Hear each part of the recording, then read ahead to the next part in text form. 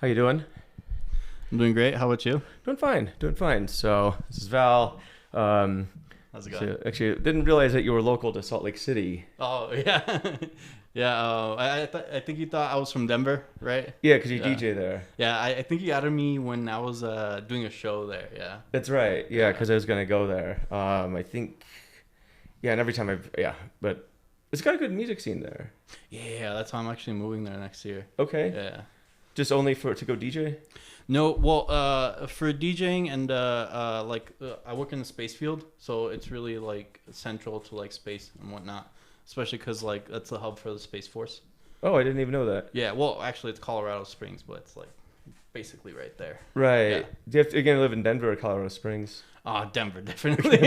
Colorado Springs is a little too far and not much going on at night. It's pretty boring. Yeah, you can go Yeah. pursue your DJ career at some karaoke bar Yeah. at Chili's or something there. Awesome. Yeah, I guess for people who don't know who you are, do you just want to give a quick intro? Yeah, I'm Valentin Becerra. I'm a simulation and engineer for Lockheed Martin. I'm also a DJ. I go by When We Vanish. Been playing techno for the past 5 years, and I like space. I like data. I like software engineering. Just tech nerd overall. Sick. Yeah, exactly. I think that's one reason I wanted to chat, just because I think it's rare to find people who DJ and are into being a professional nerd. Yeah. So, which No, one? Well, I got some people like that in mind that I could send you over to. Oh, yeah? Yeah. Yeah, let's do it. We can just make a DJ slash nerd podcast. I mean, there are very few, but yeah, it's like I can name 3. Oh, which ones? Who are they? So there's this guy Carlos. He works for what do you call it? Northrop. He does some launches too. Okay. And he's from Arizona, and he also plays techno. Then one of my friends from back home, Lorelli Moore, she works at Blue Origin, and Oh, wow. she also does techno too. Really? Yeah. Okay. So kind of like the 3 of us just keep in touch. We're pretty tight just because we know how rare we are. Yeah. That's hilarious. Do you produce music as well? Yeah, I'm starting to now. I've made my last release was 2 years ago. I'm working on kind of like finding my own sound right now. So, but I got a label opening up next year. Your own label? Yes, my own label. Sick. Yeah. So, kind of doing like a label party next year too in February. So. Oh, where's that going to be at? That's gonna be here. Yeah. Sick, I'll show up for that. If you want to come, Yeah. I got you in. Yeah, and it'll be someone I can't tell you who it is right now, but I'm pretty sure you'll like who it is. Okay. Yeah. That's awesome. Is this person going to be on your label as well? Hopefully, I don't know. He's kind of like a little too big for let's start a label right now. But Okay. but hopefully, I'll talk to him during the show. See if he's down. That's cool. Yeah. That's awesome. Well, yeah. So what with space, kind of switching gears a bit, we can get back into DJing, of course. And for the audience, one of the reasons that I had Val on the podcast too is because I DJ, he DJs, we're nerds, so that's cool. May or may not do a DJ set. I think he has to do a gig tonight, so but at some point that'd be kind of fun to do. But with space, like, walk me through this, because it's I don't think I've ever had a guest on that's been in the space field. Mm-hmm. I'm just trying to think of space from like a data and AI perspective. Like, what are some of the things that, if I'm a layperson, I should know? Yeah, let me just be careful because I do work in internal research and development. Yeah, so, don't spill any secrets, please. So yeah. So basically, I work in simulators, and some of those simulators, they're kind of like digital twins. So there's a piece that is the real world object, and there's a piece that's like the simulated object. So what I do is like I connect the data between the simulators that is like real world data that is simulated. For example, like telemetry data, and I have to be really careful. Yeah, telemetry data, just ephemeris data. Really, what the benefit of doing simulations is we could do a lot of good mission planning and whatnot. So something simple that you could probably do with AI is, see what the coverage is for a certain field at a certain time in the future. So say you want to do like some mission planning and you want to know what the coverage for that area is. That way you have like the most the most coverage and signal strength on that area. You could use AI and simulations to enhance that and to just make a better mission plan for stuff. And also too, like translunar orbits, just predicting when the best launches would be, because launches have like a very small window to go to the moon and whatnot. And also probably not as much data related to, but there's a picture of the Orion space capsule. I actually worked on the simulator that calculated the ephemeris transformations to take the picture of the Orion space capsule that, where the Earth is in the back. So that's pretty cool. Yeah. So it's stuff like that, because like the stuff like that is important, because like you don't want to exhaust fuel just to get the right orientation, right? You want to do the simulation first, and then you exhaust the fuel. I guess how complex are these simulations, maybe mathematically or computationally? For the ephemeris stuff, it's not that hard. They're pretty easy, but when it gets to like satellite constellations, that gets hard, because you have like thousands and thousands of satellites, especially like low Earth orbit satellites. Just using Starlink as an example, they have like thousands of satellites. So if you want to do coverage, you have to like take all these satellites into account. Yeah. Is space getting crowded then with the satellites? No, but we should be. Well, right now, no, but it's something we should be worried about for the future. Like, things that go up must come down, because in the future, it's gonna be pretty difficult to like launch people out there, especially because like small stuff, like it's harder to track. And it flies at the speed of a bullet, so you don't want that hitting one of your shuttles or anything going up there. Yeah, it's a lot of complicated stuff. Yeah. You have to factor that into when you're coming up with simulations, just other satellites. Yeah. But when it's as small as like like a what do you call it, like a nail or something, or a screw, it's impossible. You're not gonna find. Can satellites be that small? Well, there are satellites that are coming out that small. I forgot what they're called, but you can actually go on there and you could put. I forget what it's called, but there are little microsatellites that you can get right now, and these are the size like of a chip. There was an experiment done recently with them. Interesting. Let's check this out real quick here. Yeah. Microsatellites. That's not stuff we do, but I do know about those. That's crazy. Yeah, I was actually looking for something cool I could do with the label that it was space related, so that's how I got into these. Oh, no way. What were you thinking? Well, I was looking just having something out there and just streaming like the music that we have on the label. That'd be cool. Yeah. So like CubeSats. Okay, yeah, because I remember there was somebody in Salt Lake who was they had like this Arduino satellite or something, and you could I think it was for an education project, so you could like, log in and do some stuff on the satellite as it was up there. So I think it's for like, schools. I think they even have like a Docker image that you could just download and like put your software on, and that same Docker image goes on the satellite. That's ridiculous. Yeah. It was pretty cool. Is that what you're gonna do for the label then? I think so. Right now it's kind of an experiment, so I kind of wanted something more permanent. So those are eventually gonna come down. How would you get it up there? They have like launches that you put them on. Oh, no way. Yeah. I don't know. I stopped looking on, but I do know there's like a window that you can get them in. That's so cool. Yeah. So like anyone can put a satellite up. I'm sure it has to be vetted. Yeah. Well, there is a guy that put that reached. I forgot who it was, but I don't know if it was a CubeSat or there was also. It's from the European Space Agency, but one of these guys put Doom on one of those microsatellites. Yeah. You could probably look it up on YouTube. It's some Norwegian guy or. Let's check this out. Yeah.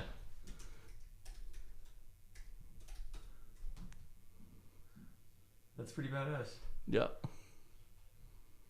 It's that one. Yeah, that's the one. No way. So space is like the Yeah. backdrop here. Yep. Yeah, so those images right there are the images that the satellite is taking pictures of, and they just put it on as a background. That's hilarious. I guess it's kind of fitting though. Doom wasn't that supposed to be on a spaceship or something like that? Yeah. Or, yeah, planet. I remember playing that when I was a kid in the 90s. It's a good game. Still, I should go play that again. It's fun. That's interesting. I had no idea. That's fascinating. So, how did you get into DJing then? Because you're kind of a space nerd.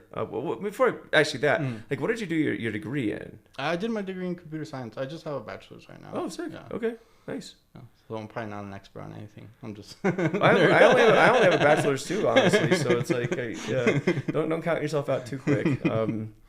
Careful if you might end up teaching grad school like I do, and you don't even have a grad degree. So. But yeah, that's interesting. How did you get into the space field then? I actually got lucky. So I got.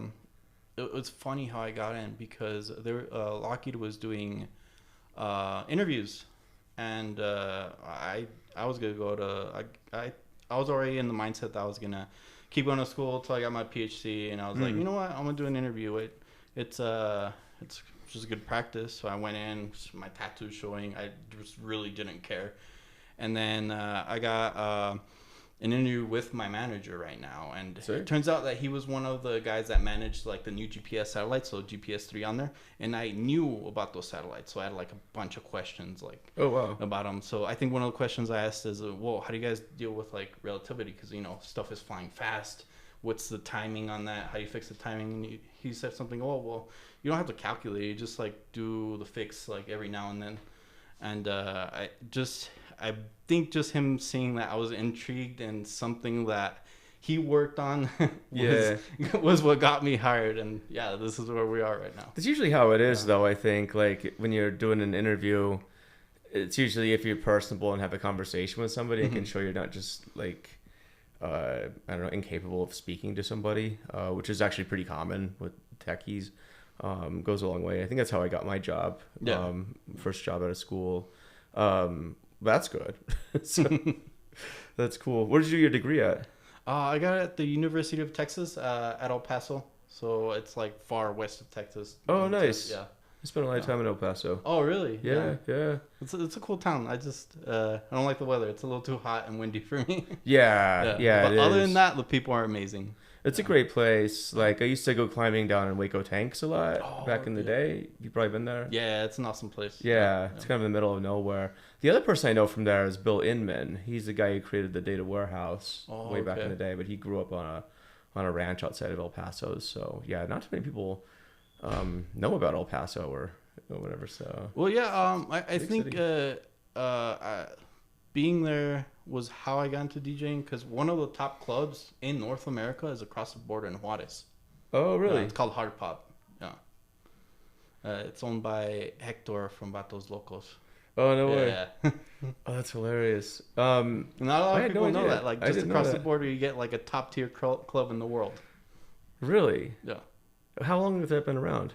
Oh, they've been around for I think 20 years. Okay. So that club is probably really important because it's one of the few clubs that during the cartel wars stayed open, and they actually like did not like fall into like cartel pressure, and during that whole time they stayed open and That's like shocking. stayed true. Yeah, it's crazy. It's like a cultural like staple. How did they stay out of the cartel stuff? Because I mean, for the audience, Juarez at one point, it was a great city. I used to go there all the time, and then the cartel wars broke out, and I think Juarez for a bit was actually more dangerous than I think almost anywhere in the world, maybe even more dangerous Baghdad. than Afghanistan. Yeah, like you didn't go there, Yeah. except you would go there to go clubbing apparently. Yeah. So. What's it like these days? What's Juarez like? Is it still violent or is it chilled out a bit? I think it's getting a little more violent at the moment. Oh, Yeah, really? Yeah, from what I'm hearing. Yeah, I think it just the whole fentanyl situation has made it a lot worse. Yeah. How so? Just everyone's trying to be like the fentanyl drug lord. I'm not an expert about it, but that's what I'm hearing. Yeah. That's crazy. like we live in Salt Lake City, so you always read these reports of the cops busting somebody, and they got like tens of thousands or hundreds of thousands of fentanyl pills. I'm just like, it's insane. Yeah. I knew somebody that passed away from taking fentanyl. He thought he got a painkiller, and then he died from it. It's just no joke. And Yeah, it's an epidemic right now. It's totally an epidemic, but yeah, that's crazy that they're having a battle over that stuff. It's definitely a plague for sure. But back to that club, that's so it was like a techno club, or it used to be more techno. Now it's like more commercial since it got bought out by Hector. But it's still a really like great club. They have like a Danley sound system. Wow. And they bring artists like I've seen Roadhead there. Wow. I saw Tale of Us there before they got big. So like probably like 8 years ago. Yeah. When they were still like playing like the little boiler rooms before Boiler Room got big too. Oh, that's hilarious. Yeah. But what is it about the club that, I mean, because if you're like a booking manager for your artists or DJs, I mean they know Roar's reputation, right? Yeah. Okay. So yeah, I believe that club has such a good reputation that people just want to play there. So okay, they probably can get away with paying less. Okay. Artists, yeah. And the cartels just leave them alone. Or I'm not sure how that works. Yeah. That'd be like the one thing I'd be like, sure, I'd love to go play, but I just want to make sure I make it in and out alive. Well, actually, there's been DJs that refused to play there for that very reason. Really? Yeah, for their own safety. I think there's been 2 instances where there was a booking confirmation and the DJ just last minute said, you know what, like I don't want to go. Yeah. Yeah. I could see that. Yeah. So kind of in the back of your head, you're just like, do I really want to do this? But sometimes you do. Have you played there? No. Lorelli, my friend, has though. Okay. She's a resident there. That's cool. Yeah, I have a lot of friends that play there, but I moved out before I started gaining traction, so Yeah. I'm a little too far for them right now. Where do you DJ now? Probably all around the place. I play with the D-Souls guys right now here locally. Okay. So whenever they have like a show that I like, I'll tell them, yeah, I'm done. Also, if you know Hi-Fi, play there a little bit. Denver with the Unseen guys, and then Function. I've done the Boiler Room too. Oh, dope. Yeah. What was that like? It was awesome. Yeah, I did it with FaZe. Wow. Yeah. So how does that work with Boiler Room then? Like, what's the setup like? So for that one, it was a non-stream setup, so there was no video. It was just like recordings only. So it usually like you want the DJ at the same level as the crowd, but for this one, the stage was a little bit higher, but you still had people all around. But it was at my friend's club called Function, and they actually have a bar in the back, so people can still get behind the DJ, but there's like a bar protecting the DJ. So I thought that was pretty cool because I don't like people bump into me. I fucking hate that too. Yeah. It's like the worst. Yeah, and it was so packed, so I'm thankful for that bar back there. Yeah. Oh yeah, because I mean, you look at some of the boiler rooms, and there isn't security protecting the DJ, and I don't know how the DJ is able to do their job in some of these places because they're literally just like crammed in, like that. There's a set by D-Dan. I don't know if you've seen it, but there's a guy that steals the DJ's cigarette. Oh really? And he has it. The DJ's looks like that. And then he bumps him later, the same guy that stole his cigarette, and he gets kicked out. Always stuff like that happening. Yeah. What the fuck? I don't know. I guess people just want to be behind the camera, show off, and they get a little too crazy. Yeah, but then you're gonna be that guy. Yeah. On the boiler room, right? Yeah, no one's gonna forget that guy. Yeah, it's like the one. There was the Faces of Boiler Room, I think it was. Some meme. Have you seen that? Or some sort of just the highlight reels of like the worst behavior, or just like the funniest films, like some girl smelling her armpits during a boiler room set. Yeah. Stuff like that. There's a lot. There's a lot. Yeah. Yeah. Did you have fun at doing the boiler room set though? Oh yeah. It was probably one of the most fun I've had. That's sick. I've always wanted to do one, but I DJ so irregularly now that like. Yeah, they sell out quick too, and you never know which one's gonna be streamed or not nowadays. It's kind of changed. Oh really? Yeah. Interesting. Yeah. They used to stream them all, right? But no, they've always done just like one-offs where nothing's streamed. But I mean, but record, like video recorded. Yeah. Yeah, record those. Yeah. Yeah. Okay. Yeah. That's interesting. How does that work then to get booked for a boiler room set? Do you have to talk to boiler room, or do they just say show up, we're doing a thing? I think or? Boiler Room hit up my friends. Okay. Yeah. Because that year Boiler Room got bought out by Dice, and they wanted to do one-off shows, just to spread the Dice brand around. Because like one of their things was like, hey, if we do a Boiler Room, you have to sell tickets on the Dice app. So what does that mean? So the Dice app is kind of like Ticketmaster. Yeah. And they own Boiler Room now too. Okay. Yeah. Okay, but Boiler Room tickets have to be through Dice. I thought that the way you phrased it, I thought like DJs had to go sell the tickets through the Dice app. No. Yeah, so like the club stuff. has to sell some portion of the tickets through Dice. Got it. Yeah. Okay. Yeah. Yeah. Yeah. Well, that's good.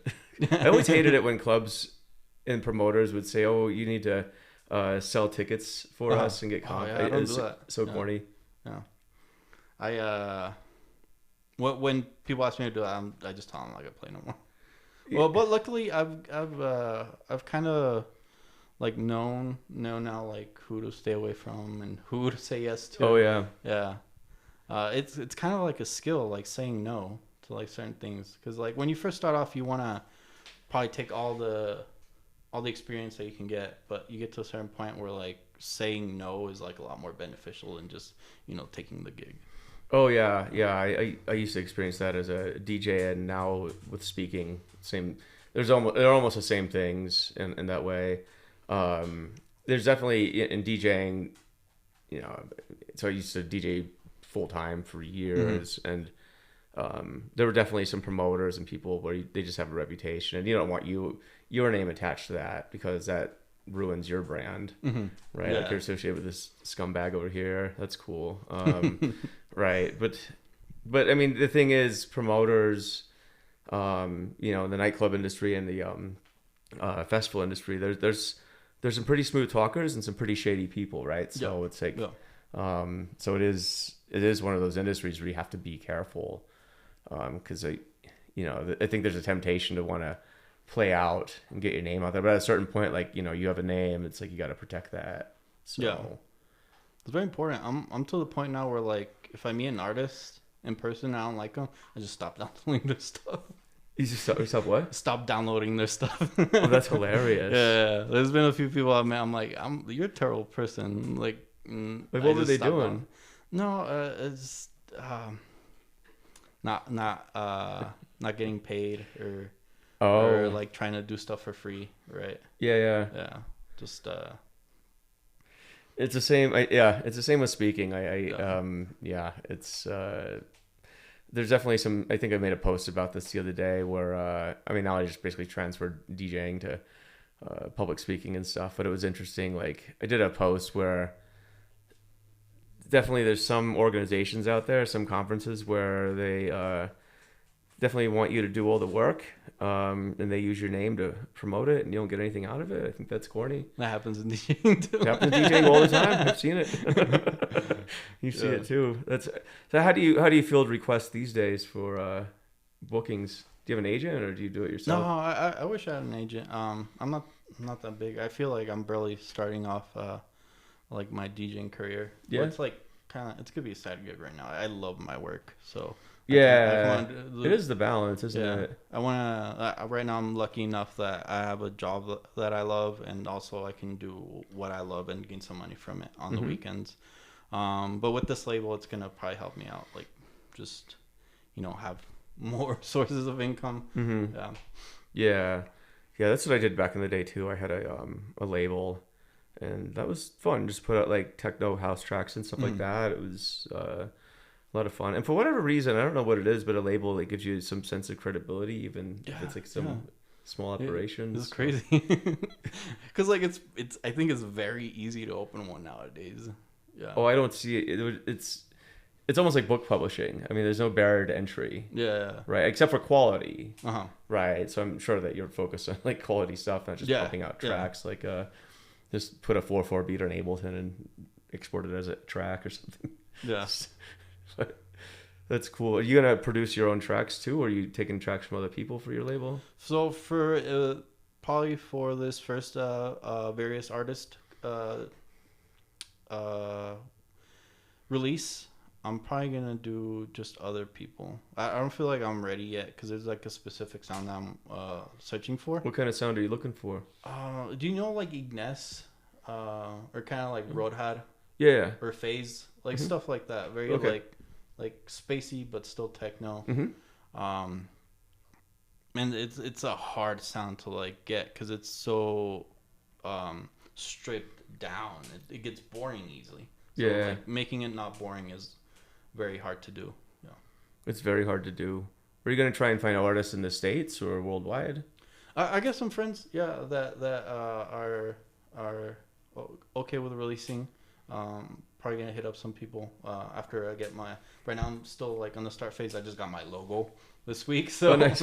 so I'm really happy with that. I went through like 2 months of just hitting up artists and like not liking anything, and then right now, like I finally got something that I liked. It helps. It helps when you find a good designer. Keep them because it's gonna be key. Well, he's one of my friends, and he does stuff specifically for techno, and I should just hit him up first. Hope we go to like Fiverr. But or he's something. like, yeah, I did go on Fiverr. I did go on Fiverr first. Because I was like, oh, okay, like I know everyone uses this guy. I'm gonna try and get my own guy. Now Just I use know the why guy. everyone gets him. I'm the same way. Like my design, I use Jesse Walker. Oh, I love Jesse Walker. Yeah, Yeah, he's yeah. a good friend. Yeah, Yeah, he's a good friend. I actually hit him up first. He's the first one that I hit up, and he just left me on red. I'm like, all right then. Jesse, if you're listening, Because he's I working don't on my forget. stuff.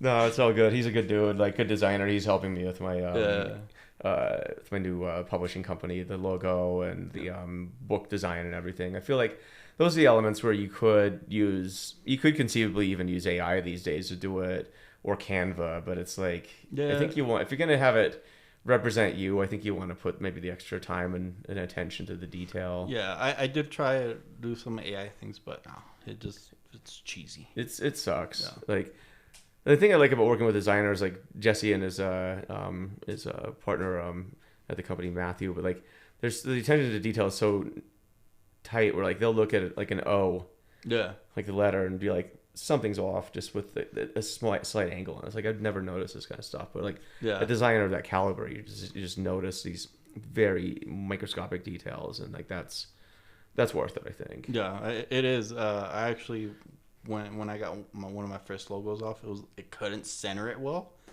and it was just driving me crazy. Yeah. Well, it's gonna represent you, right? So that's cool. Are you gonna try and leverage the label for you to go play out in other places like Europe or? So the purpose of this label, I've always wanted to do something with education. So the main purpose of this label is to donate like 10% to kids that want to get into STEM. That's super cool. That's the main purpose of this label. That's like cool. Getting booked and whatever, like that comes second. Yeah. Awesome. Well, that's good. Yeah. Far be it from you to suppose you'd want to go play it.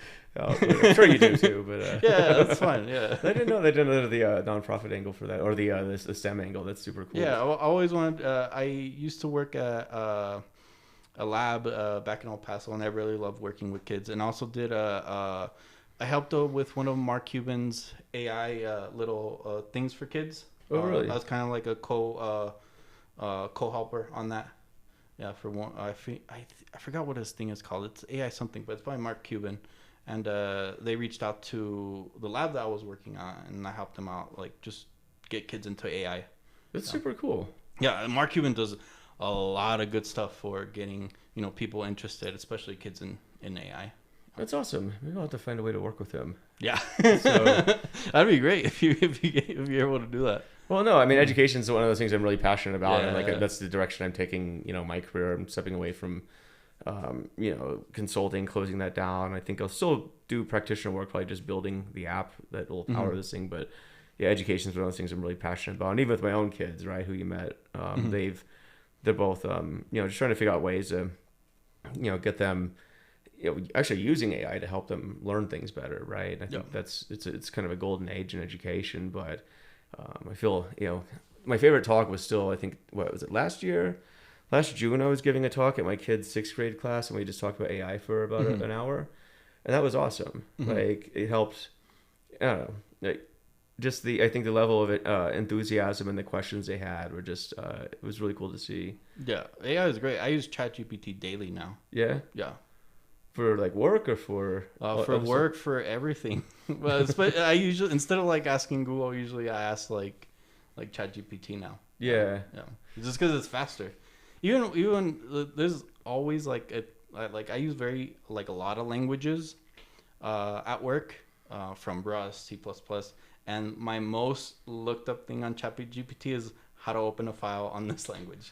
It's something hilarious. I always forget to do.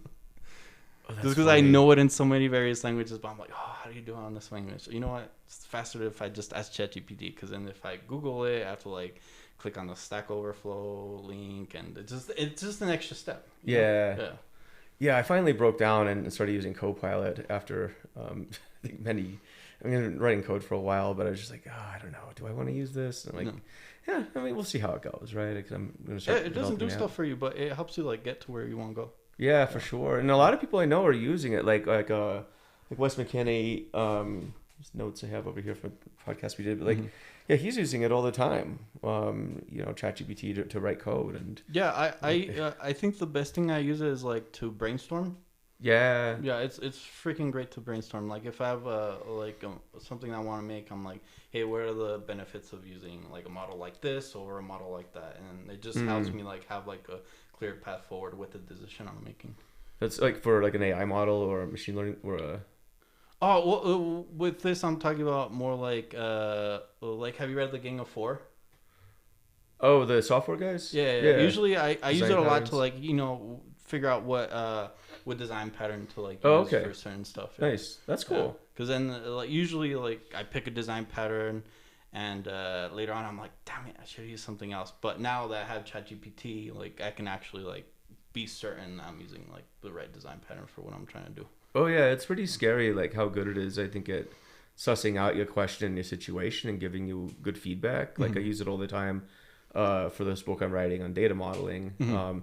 Not to write the book, but it's like having a chat with a really smart friend who knows a lot of stuff, and I think you can get a lot of good ideas. In fact, I actually have the pro subscriptions to all three of like Gemini and Claude and ChatGPT, just because I'm like, I don't know, it's early, so why not just use all of them and see which one sticks. So it's kind of a mix. I think like all of them seem to be good at different types of questions. Yeah, I've only subscribed to ChatGPT, but it's good. I'll probably try the other ones. The other one's good. Claude's dope. I think if you're gonna go for one for the code, that's the one I would go with. Okay. Yeah, it's sick.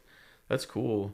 So, I guess when you're working in a secretive industry like the one you do, is it okay to use the chatbots, or are they? So you have to fill out. You do have to do a training. You also have to like agree. There's like a whole HR thing so you could use it. And you're not supposed to paste things on it. Yeah. Basically. Upload a file. Tell me what this means. Yeah. Even with stuff like for example, I have a JSON. I have a script that just like, instead of like having the variable name, I just do A, B, C, D, E, F, G. And like I do like a pedantic model conversion. I'll paste that in, and when I get it back, I'll just convert it back to the variable names. That way, like it's not up there. Yeah. Like just having the variable names is very, very bad out there. Oh yeah, that would be really bad. Yeah. For a lot of reasons. Yeah, you could infer so many things from that. Just imagine me pasting something that says I don't know, ballistic missile launch with the variable name. I'm like, hey, I want a pedantic model for this. That'd be terrible. Oh my god! But the scary thing is, I think people are probably doing that. It's something equivalent to it. Yeah, they probably are, and they don't know that they're having probably the data saved out there. We trust these things, and we think that they probably don't save their data, but they probably do. Even something as simple as like a JSON to pedantic model converter. Yeah. No, I'm pretty sure they save everything, right? And it's just like a giant pool of vectors. Because the more tokens they can save, the better better it gets. And that's one thing I'm super reluctant about. Is that? But I can only imagine in a company what the policies are, especially in the industry you're in, where like everything is I mean, there's top secret clearances, I'm imagining, for a lot of stuff there. So like, Yeah. you can't like. So, well, let's put on ChatGPT. Fuck it. We'll just. We have our own like kind of ChatGPT that's Oh, internal, that's cool. that's like trained on our data too, so you can ask it like specific stuff to us. Oh, really? Yeah. That's cool. Yeah.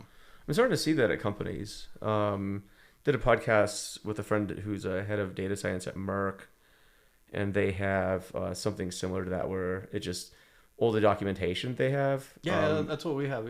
Yeah. Yeah. Because I mean, nobody's gonna read through all that stuff. Yeah. Like no. Well, I used it the other day for like some HR thing. I'm like, hey, how do I get a reimbursement for some courses that I'm gonna take, and it just spit out. And also, I used it the other day for asking it, hey, how do I get my gym reimbursement this year? Because the year's about to end. Oh yeah. So they reimbursed my my gym membership for the year. Was there a workflow in there where you could ask it a question, then you could just go ahead and maybe you would have an agent that just did it for you? Nah, okay. It's not that cool yet. That'd be sick. It just tells you where to go to like fill it out. What courses are you taking? Well, right now I'm thinking about going back to grad school. Oh, nice. And also just random courses, some physics courses that I feel like I need. But yeah, I think the biggest hurdle right now is filling out, making a, what do you call it, a statement of purpose, just because I don't have time. And you have ChatGPT write it for you. Well, yeah, I I mean, it has to be genuine too, though. But yeah, I don't know. I just think it's weird. Like I'm going in an online class, filling in an online seat, and I have to fill out a statement of purpose. I don't understand that. Is that for like a university or? Yeah. Interesting. So it's like I'm not taking anyone's seat. But it is what it is. So I'll find some time to like get to writing in and actually make it good. Nice. So. What school is that? Well, I think right now I'm looking at UT Austin because they have a AI degree now. Oh, really? Yeah, and they also have like a really great department for robotics and autonomous systems, and that's what I want to get into. Dope. Yeah, so like kind of the one I'm looking at right now. If not, I'm also, since I'm moving in Denver, I might go to see if I can get into the University of Boulder up there. It's a good school. Yeah, and because they have like a robotics program there too. Nice. So. I was about to go there at one point. It's a nice place. Like, there was a time in my life when I was about to move to Boulder, actually. Oh, really? Yep. Then I didn't. I just was traveling around rock climbing for years and ended up here on accident. So. Yeah, they NASA funds Boulder like really. A lot. Yeah, it's one of the top schools for to like do space stuff. Yeah. Oh shit! I would have no idea. That's interesting. I wonder if they've always done that. I don't know. Maybe they have, but it's because I think Boulder had more of a reputation as being sort of a, at least back, this is back in the '90s, but definitely like a stoner college. Oh, really? For rich kids, yeah. So, which is why I wanted to go. Yeah. So, and maybe do some studying there. But that's cool. I think I like Denver a lot. Like I got actually I'm going there in a couple weeks. Oh, really? Yeah, I go there quite a bit. Yeah, me too. Because I go to work there a lot. Okay. So I'm always traveling there. And also all my friends are there too. Yeah. Well, Denver, it's interesting. Like it's got in the world of data, especially, there's a lot of history there. Like there was a time when I think this must have been the 1990s, where I think that may have arguably been the epicenter of the data world.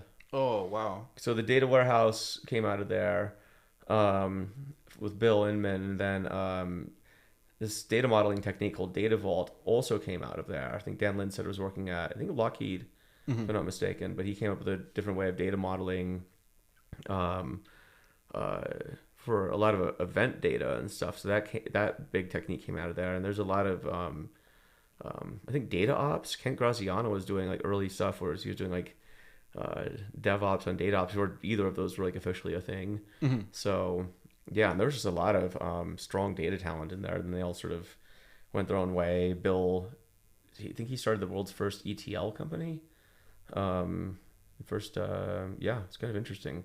That went public too. So yeah, it was crazy. But Denver had a stacked data scene. Yeah, it really feels like it's a hub for many things right now. And Yeah. I think that's why I've so gravitated to like moving there. Yeah, it's a cool town. Like, I love it here, and I think my favorite thing about here is like how close the airport is. in Salt Lake. Yeah. Well, yeah, I'm Denver's right not here. like that. I live right next to the Delta Center, so Oh, no it's way. like a 5-minute drive to the airport. It I'm is gonna nice. miss that when I move. Yeah, getting to Denver International kind of sucks. Yeah. Like, and it's not. I hate that airport too. I think it's like one of my least favorite airports in the world. Every time I'm there, I feel like I'm just at like a FEMA shelter. Like everyone's just like laying on the floor, and just it looks everyone looks abandoned. Yeah. So Yeah, it's always under construction too. it's And always under construction. I wouldn't mind it if it was just closer. Yeah, I think it would be like a lot better if it was closer, but it is what it is. no, you have to do that long ass drive out through the farmland. Which the other thing about Denver you don't realize until you live there or when you go there is like it's actually in the it's in the flatlands. It's not in the Yeah. mountains. Yeah. But people think Denver's like this big mountain town. So they're like, yeah, I'm gonna go Yeah. to the mountains. I'm like, yeah, if you keep driving like west, you'll get west, there yeah. at some point. That's where I want to live, like on the west area, because that's what I love about living here. Yeah, it is nice in Salt Lake. Like I have to go to the airport like every week to go travel, and it's just nice to just it's like 15 minutes from where I live. So he lives downtown. I live up on the hill east of downtown, but nothing's far in Salt Lake. Yeah. It's awesome when you got the A gate too, the B gate. It's Yeah. Well, they finally made that approach to the B gates a lot more civilized versus having to hike and go around. But I fly Delta, so I'm always in the A gates. Same. Yeah, except when I go to Denver, I fly Frontier because it's like $20 or something. So, Oh really? Yeah. Oh wow. I I tried Frontier, and last time I went to Denver, and I have back pain because I used to be in the military. oh, I can't do Frontier because their seats don't recline. their seats suck. Yeah, their seats suck. I think you have to pay extra to have a reclining seat. Oh really? That is insane. No, I'm joking, but I maybe that's true actually. Like if you yeah, the seats are everything about that airline sucks. I just use it because it's dirt cheap. And I just bring like the smallest bag possible, so you don't get checked because I think the gate agents get paid. They get comped also on how many bags they can get you to check in. Oh okay. Yeah, so just avoid them. No wonder, because when I used Frontier, I actually like paid extra to bring an extra bag, and when you bring an extra bag, it's like they treat you like royalty. Yeah, Like, on Frontier though. Yeah, they don't care. Like, yeah, just walk in. But when you don't pay for a bag, they're like all like anal about it. Oh yeah, they totally are. Like the bag I take is just it's super thin. There's no question. Like it will fit, right? Yeah. That's always good for overnight trips. But yeah, that'll be dope. I have to come out and see you in Denver. Then that's it's good. I got some friends out there who like to go party. Who is it? You know Carly Taylor? No, she's crazy. She lives in Denver, so I'll make an intro. She's a good friend of mine. She does what is it? Machine learning over at Activision. So, Oh, really? That's awesome. yeah, Call of Duty. So. Oh, sweet. I mean, I stopped playing that, but it's still cool. Oh, that's interesting. I was playing it up until this summer, but the game makes me so mad. Why? I don't know. It's just it's my fault. Well, not my fault. I'm old. I don't have time to get good. Oh yeah. So like I'll get good for like a week, and I feel confident, and then just you get destroyed by a bunch of 12-year-olds. Yeah. Yeah, it's like laughing at you as they kill you. Yeah, I only get like 8 hours at most to play like a month. It's not enough to get good. No, it isn't. I got a free Call of Duty game. I need to actually go play it at some point. But I just never have time. I'm never here, so you know, like you caught me on like maybe the one day I actually happen to be in Salt Lake, so where I'm not like super booked.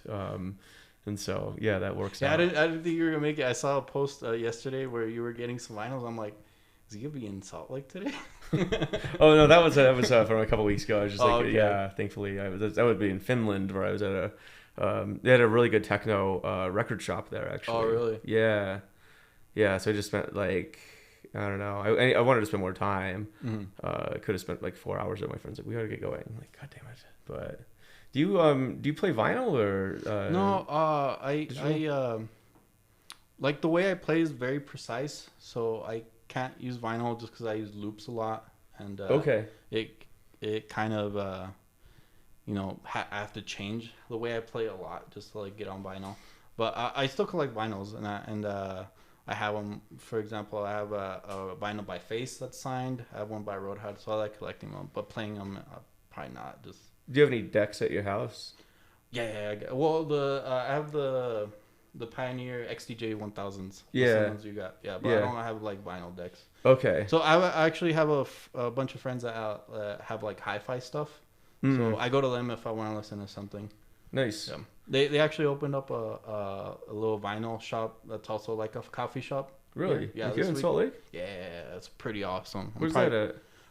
It's downtown. I'm still new here, so it's kind of hard for me to say, but it's like a few blocks east of the Delta Center. Okay. Yeah. I'll go check it out. Maybe I saw something about that on Instagram. Who knows? I see a lot of things and I'm like, that's cool. Yeah, but that's gonna be my email spot on Saturdays from now on. Yeah? Yeah. We send emails from there on Saturdays now. Just have someone spitting vinyls. Can anyone go play?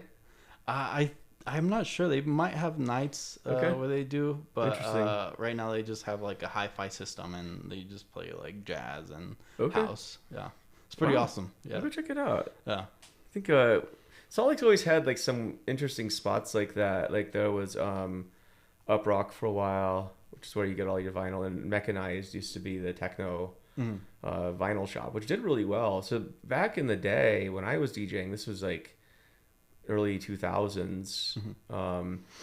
The club scene here was amazing. Actually, I don't know. It still may have topped what we have today here. Like you'd have these clubs where there was probably like 1,500 people there on a night. Oh wow! On Saturdays and like Thursdays was interesting. This club called Axis. They had Sean Phillips. I don't know if you ever met him. So he's sort of the godfather of like the music scene here, or at least the electronic scene. But like he would bring in the biggest DJs in the world on every Thursday would be coming in. House, techno, and it was insane. Just the talent that's coming. And then Salt Lake went through a dry spell for pretty much like 15 years until I don't know. Recently, it seems to be getting back. Yeah. And COVID sort of shut it down, but yeah. When I got here, I moved here during COVID, and it was like my first booking was at this warehouse show with Function Ones, and then after that, my second booking was by Jesse Walker. Oh, nice. Yeah. What were you playing? I think it was at Metro Music Hall. Okay, that's a good spot. Yeah, I like that one. Yeah, it's weird for techno, but it's a cool spot. It's a bit weird for techno. Yeah. And then, who was it? My friend Choice. She goes by Enjoy the Bassline. Like, I think she moved to LA or something. She used to DJ here too. So there were some good DJs here for a bit. But then you're here now, so then you're moving. So well, like I feel like it's hard to be profitable here. It's just as a DJ or just in general. No, just doing events. Just because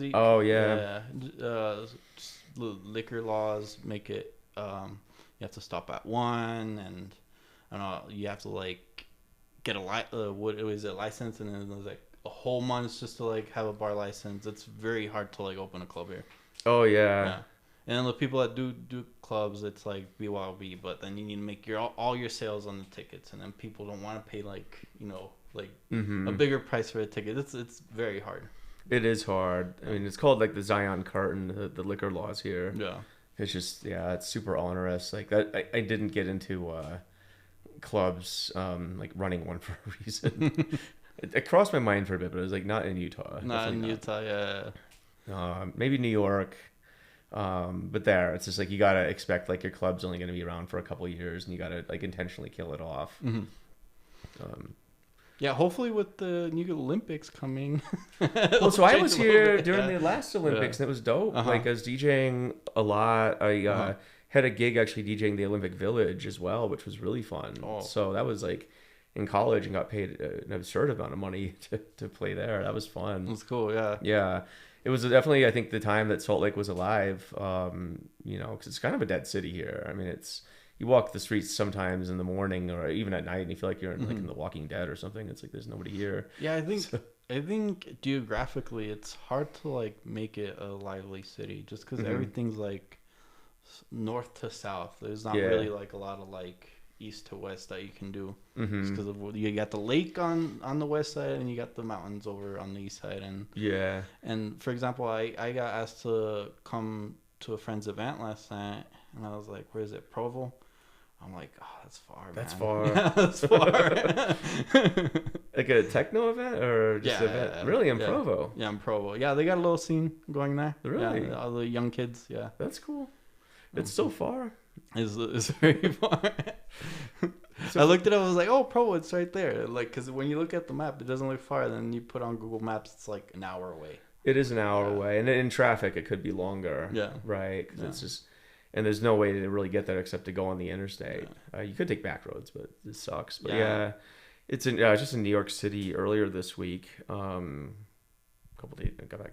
I don't even know when I got back, but it's interesting when you go to a city like that, and it's just like there's all kinds of stuff happening, and but all the clubs there, any of the good ones, are over in Brooklyn. Oh yeah. You got basement, and you got my favorite. What do you call it?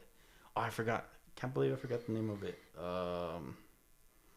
Whatever. But it's one of the clubs that I go to. It's like a rinky dinky club. It's more like of a meme page. And I like going to it. I'll send you its Instagram later. Yeah. That'd be good. Yeah, I used to go to Output when that was in Brooklyn. That was that closed though. Yeah, closed. Yeah. That had probably one of the best sound systems I've ever heard in my life. It was amazing. Yeah. And I like the vibe there. Like no pictures, no nothing. Basement's sort of the same. I haven't been there, but I think they have the kind of the same. I think they're trying to be like Berghain, but for New York. Yeah, I have a friend that's a doctor that got denied for the first time. Really?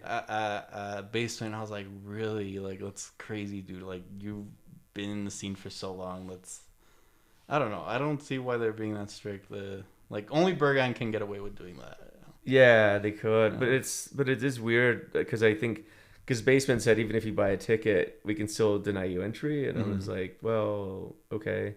Yeah. Your tickets ain't cheap though, so I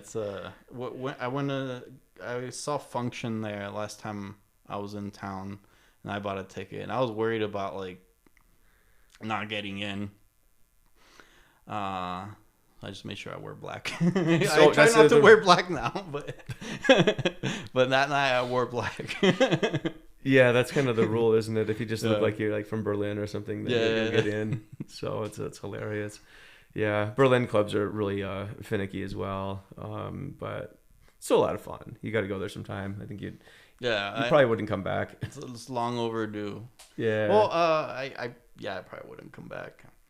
I'd probably take a whole sabbatical just to like stay up there and see what it's all about. Well, you should go around Europe sometime. Like the scene there is really good. Like I'm gonna be in Paris I'm gonna be in Amsterdam and Paris next week, and looking forward to it because it's just either of the cities there's something going on like all the time, all the time. Yeah, like I saw techno wise like Francois X over at Future, which was like a really really good club, in a pretty dodgy area in Paris, but like sketchy areas in Paris aren't like sketchy areas here where you like.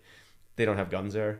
So, oh yeah. You know what I mean? So it's just like, what could possibly happen here? You're going to chase me or something. That's gotta make sure you're fast. Yeah, exactly. Well, cool, man. Well, thanks for stopping by. Thanks for having me. With you. Yeah, for sure. Good luck with your gig tonight, and good luck with your move to Denver. I hope it goes really well. So yeah, sick. All right.